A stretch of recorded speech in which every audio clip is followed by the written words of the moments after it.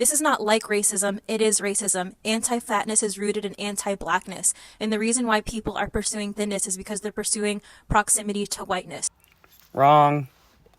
Judging a person by their weight is as far away from racism as judgment is able to get. In case you missed the memo, race and ethnicity are immutable characteristics conditioned from the moment of conception. They are not decided by the person involved, but are selected by nature. For instance, I was born white. I never decided the circumstance, and more importantly, nothing I can ever do will alter it. Even if I had my entire body tattooed some other color, or shaded eye contacts, treated my hair, and immersed myself in another culture, my race would remain the same. Body weight is not immutable. It changes over the course of a person's life and can be altered willfully.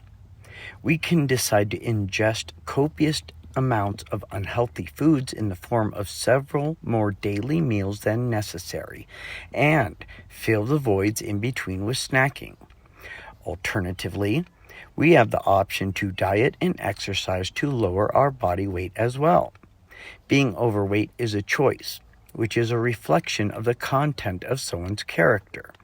And for that character, though it might be unfair and unkind to do so, those who surround you might be judgmental. People are not genetically disposed towards obesity. We in the first world nations are the most privileged people humanity has ever produced, especially Gen Z. The poorest people in the country, potentially besides the homeless, live more comfortably than most European monarchs throughout history. Indeed, for almost all of civilization, the average person was lucky to even have a taste of meat at all. And obesity was a physical sign of opulent wealth, luxury, and privilege.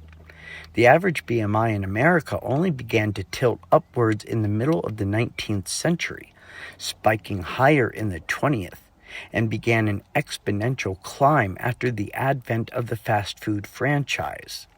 Evolutionarily speaking, we have not been eating this well or often for long enough to evolve a so-called fat gene. Some people are genetically disposed to be built larger than average, and metabolisms do vary.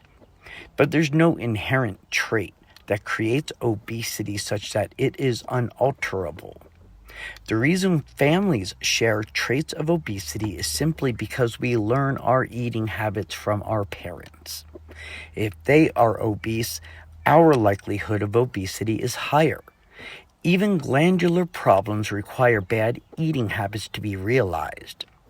To every single person who claims that there are people who are overweight despite what they eat, are you suggesting that there exist individuals who, if stranded on a desert island with nothing but fresh water to drink, would never lose weight?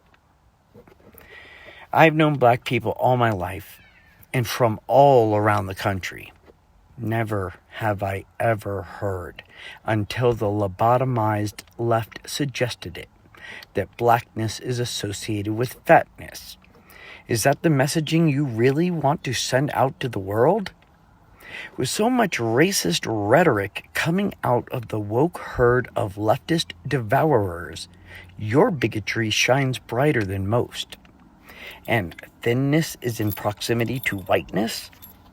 Was this a deliberate attempt to advertise how limited your perspective is to the walls of your social media echo chamber and to the deliberate selection of peers who think exactly like you do?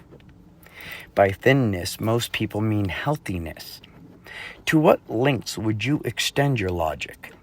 Would you feel as confident telling LeBron James, Michael Jordan, or Muhammad Ali that they were in proximity to whiteness? What about Malcolm X?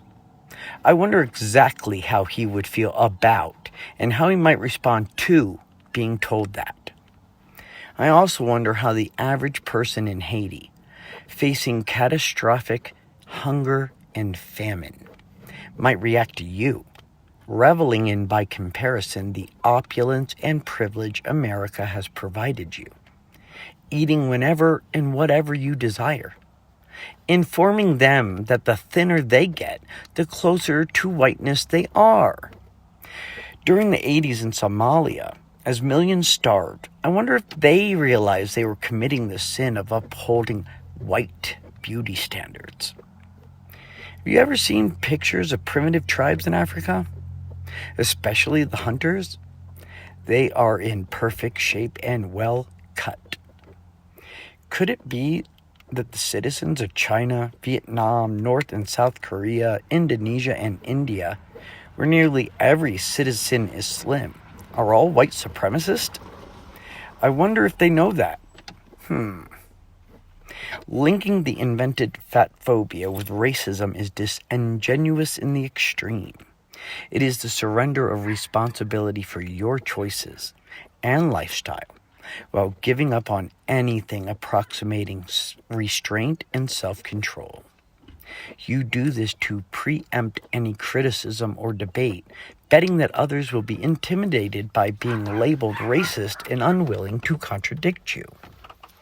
It's disrespectful because it allows people to shield themselves by stealing historical discrimination from people whose ancestors experienced it.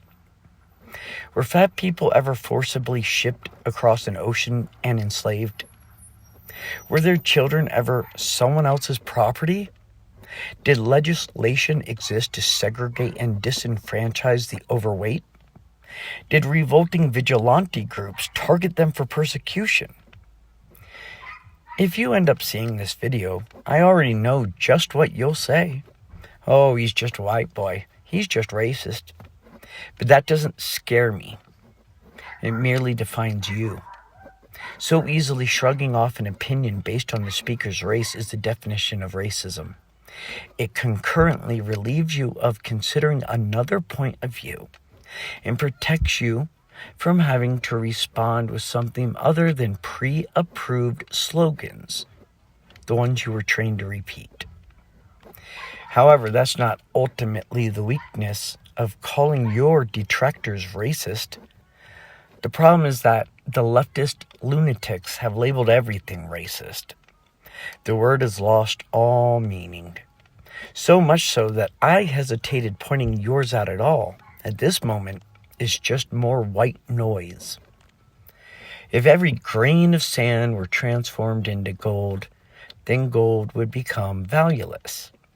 That's what you've done with the word racist. Through overuse applied out of context, it has been rendered meaningless and impotent. But then again, what do I know? I'm just some punk who cares.